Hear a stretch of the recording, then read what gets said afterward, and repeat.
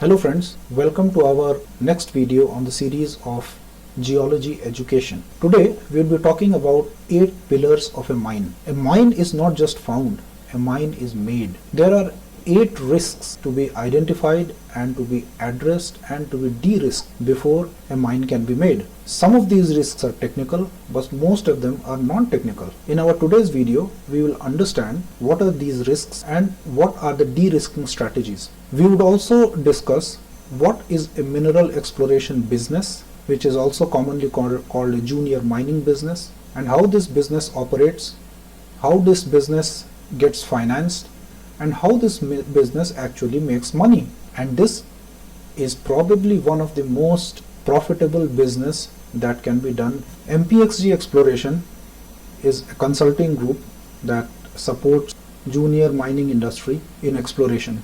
We are one of the few companies that have actually tasted success. Our people have been involved in some major discoveries worldwide. In our today's video, we will discuss what is the mineral industry value chain, what is the exploration industry value chain, and what is the scope of exploration industry or the scope of junior mining industry. We will discuss the parameters of how a mine is conceived, how to use the basic data available in the public domain databases to find location of a mine, how to determine what are the locations where a mine can actually be made, how is exploration actually financed, and most importantly, how exploration actually makes a profit. Exploration is a non-revenue business. Traditionally, mining industry treats exploration as expenditure, but the second half of 20th century saw growth of a new kind of a business, which is the mineral exploration business. And very quickly it grew into a extremely profitable business, and as a result many mining companies actually closed down their own internal exploration departments and outsourced the exploration work to these smaller companies which they started calling juniors, or junior mining companies, or juniors. These companies typically only do exploration, they don't get involved into mining. Typical industrial processes involve input or raw material, process or value addition, and output or a product which is sold to the customers. And for most customers, these products become a raw material for their value chain. A mineral industry actually starts from a prospect, which is a concession or a license area for exploration.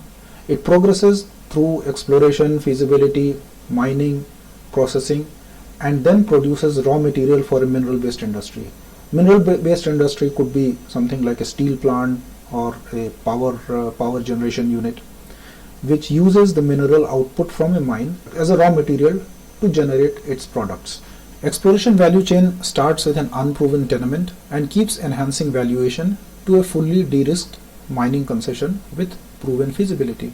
Broadly, this can be classified into 3 parts: prospect, explore, and feasibility. This is typically where the mineral exploration business or junior mining business operates.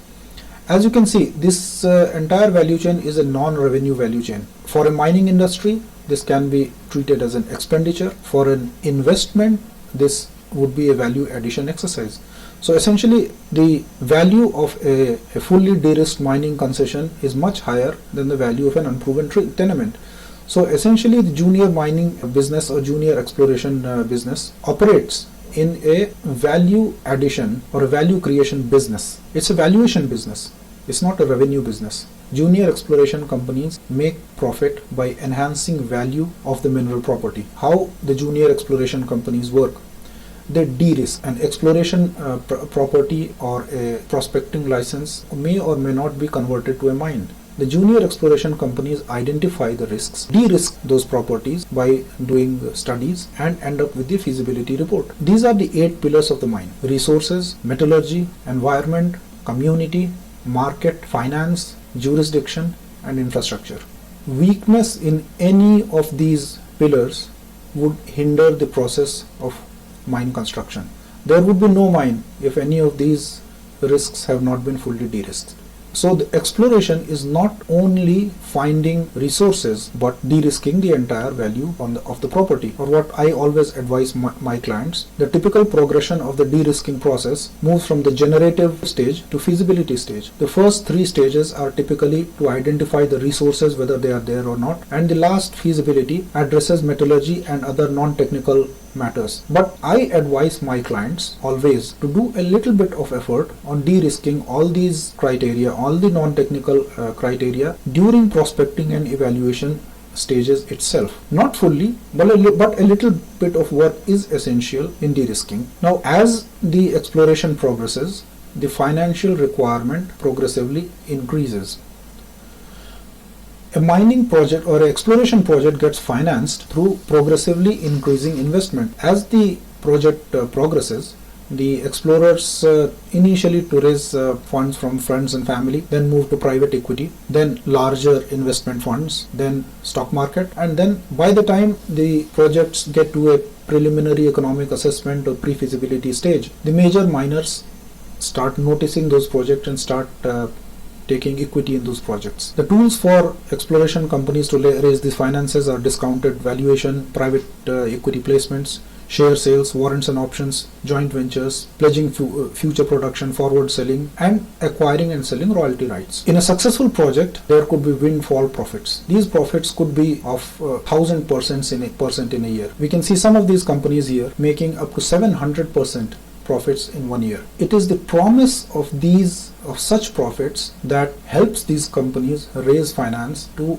get into such high risk venture. The regulators would be wise to permit such windfall profits because these companies are taking a high risk with a high probability of failure. Many of these companies fail, and all the investment within those companies come to a naught.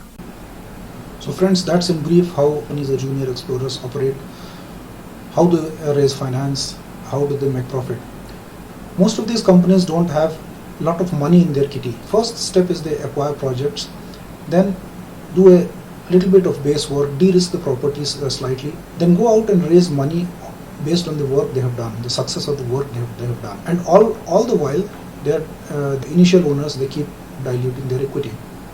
By the time the projects get into feasibility, the initial owners have already diluted themselves to minority stake. These are pioneers. These are the people who are operating in the highest risk segment of the entire mineral value chain. They do this with the promise of windfall profit that comes their way once in 10 projects, or once in 20 projects, or sometimes once in 100 projects. In certain jurisdictions, we see that the regulators or the government officials have an adversarial approach towards these pioneers. Probably it's because the windfall profits that these companies can potentially make is not appreciated by many policymakers. What we need to also keep in mind all the time is that the basic economics is risk-reward ratio.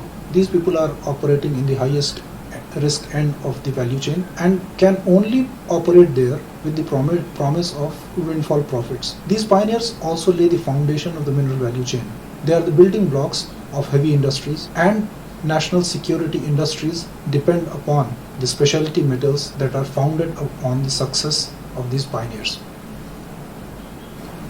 Thank you for watching, and I hope you like and subscribe this video and encourage us to keep producing more such videos. Thank you so much.